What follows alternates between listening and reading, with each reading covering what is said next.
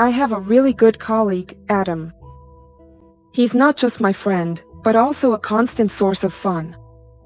We often joke around with each other and are always finding ways to lighten the mood.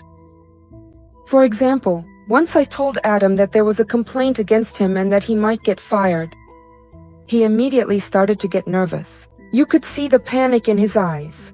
He started checking all his documents, as if he'd just received a death sentence. Of course, I let the moment linger, enjoying his reaction, and only told him at the end of the workday that it was a joke.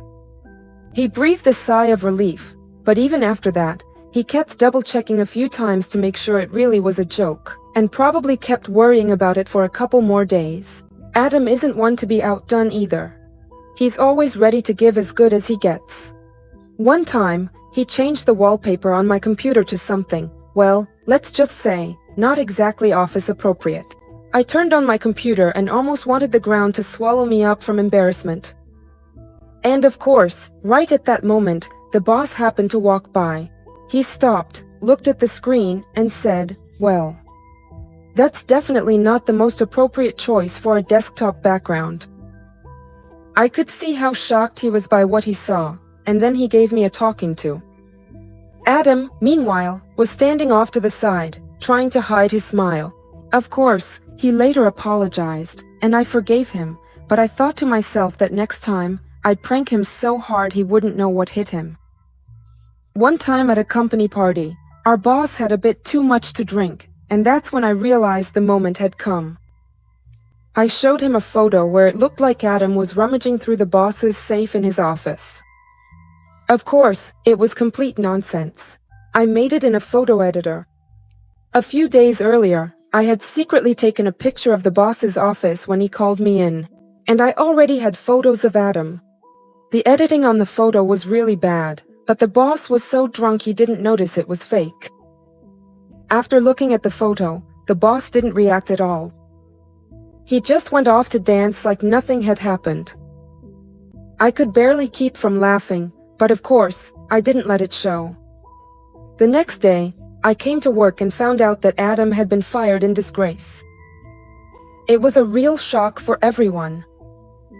He was fired for cause, which means Adam won't be able to find a job in his field now.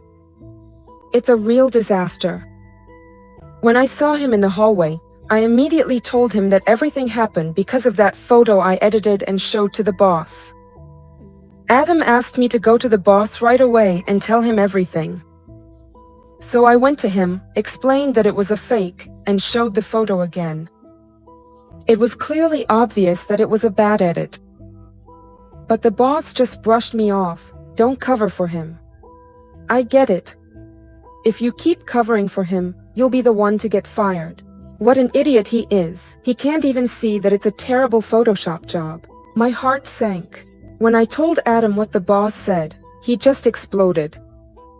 He insulted me so badly, I didn't even know he was capable of that. I kept apologizing, but he wouldn't listen. He packed up his things and left. Before leaving, he said I'd pay for this. He didn't answer my calls or messages, and blocked me everywhere. After a while, I heard from mutual friends that Adam had fallen into depression. He couldn't find a job. Because of that, his wife left him and took their child. Every day I felt my guilt growing. I kept thinking about how badly everything had turned out. I couldn't shake the thought that my stupid joke had led Adam to this disaster. I ruined his life, even though I never meant to. But why am I to blame for our boss being an idiot, unable to tell the truth from some obvious fake? But with each passing day, the weight of guilt grew heavier. It felt like I started noticing its presence everywhere, in people, in words, in the way they interacted with me. As if everyone knew I was to blame. But even so, I still tried to convince myself that he wouldn't try to get back at me. It was just my fear. Nothing more. Until one morning, I stepped out of my apartment. Opening the door and taking a step, I stepped on something. I looked down and saw a dead rat lying on the doormat at my door. It was so terrifying that my vision went dark. I stood there, unable to move. Alongside the horror that pierced me, I realized that it was most likely him, Adam, who did this. I just couldn't explain to myself how else it could have ended up here. Could it be a coincidence? Was it really him? I closed my eyes and took a deep breath. My heart told me this was no accident. It was him. I turned inward, trying to calm myself down. Don't think about him. It's just a silly coincidence. I went back home and closed the door. The fear wouldn't leave me. I called the local janitor and transferred him some money to remove my doormat and wash the floors with bleach. I felt like this was the beginning of something much more terrifying. The next day, when I got home, I noticed a strange picture on the door. It was a rat, painted with spray paint.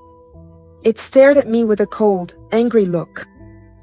I knew it was him again, Adam, getting back at me for what I had done.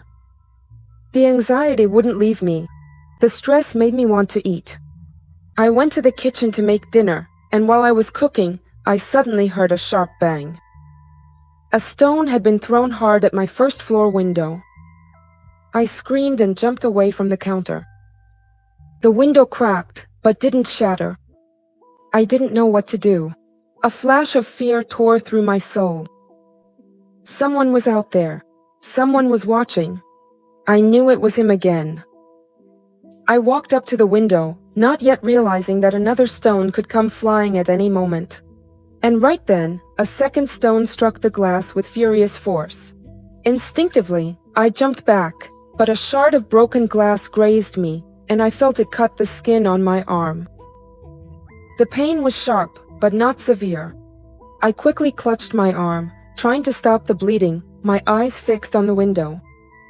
Then, out of the corner of my eye, I caught sight of a figure quickly disappearing around the corner. He was running fast, but I managed to see that it was Adam. His stride, his silhouette, his way of moving. I couldn't be mistaken. He knows where I live, and he's watching me.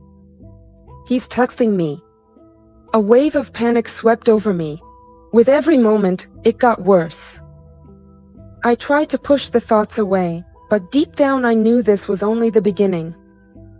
Adam was nearby. In fear, I patched up the hole in the window with tape and cardboard from some useless boxes, and I couldn't think of anything better than to push the fridge up against the broken window for my own safety.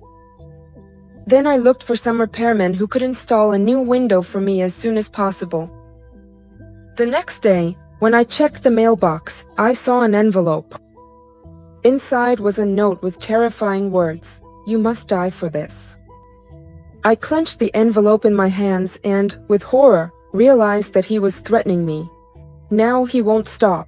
He'll come every day, making me afraid and driving me crazy with guesses about what he might do next. After I found the threatening note and nearly died of fear, I decided to go to the police. I understood that I couldn't allow myself to live in such a nightmare. At first, they didn't take my situation seriously, but when they saw the evidence, they took action. They started looking for Adam, and soon it turned out that he was missing. They searched for him for a long time, but he just disappeared, and the harassment against me stopped. Life started to get better. A year later, I met a guy. We were happy and expecting a baby. Everything was wonderful. My fears and memories of Adam gradually began to fade into the background. I thought he would never come back into my life, but as it turned out, I was wrong. One day, coming home, I suddenly felt a strange sensation in the stairwell, as if someone was following me. I turned around and saw him, Adam. He was standing right behind me. His gaze was full of hatred and bitterness. He whispered, "Didn't expect me to come back, did you? I didn't expect such treachery from you either." I froze, unable to utter a single word. He pulled out a knife. I felt my whole world shrink to a single point. He spoke again. His voice sounded chilling. "You took my life away, now I'll take yours." I closed my eyes, bracing myself for the worst. But at that moment, something tightened in my chest and I shouted, "Don't, Adam, I'm pregnant. The child is innocent." Then Adam started yelling so loud the whole building could hear. "Damn you," he screamed.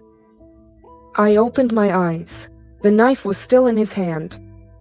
"I hope I'm reborn as your child and make your life a living hell, just like you did to me."